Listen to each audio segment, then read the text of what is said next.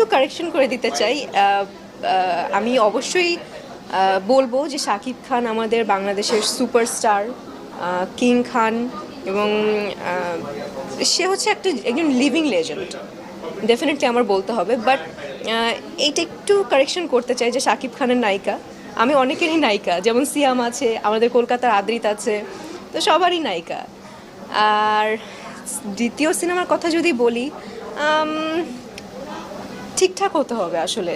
গোলই করেছি, ওখানেও একটা কাহিনী ছিল। এখন পরবর্তী যেই কাহিনী আসলে পারফেক্ট মনে করব যে না শাকিব খানের সাথে একজন যাচ্ছে এবং আমিও পারফেক্ট হচ্ছি, তখন আসলে ভেবেচিন্তে দেখব।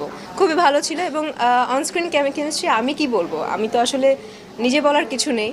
দর্শকরা দেখেছে, রিলিজ হয়ে গেছে, দর্শকরা পছন্দ করেছে, অনেকে পছন্দ করেছে, অনেকে পছন্দ করেনি, but most of the people পছন্দ করেছে। সো এখানে আমি কি বলবো, আমার তো বলার কিছু নেই।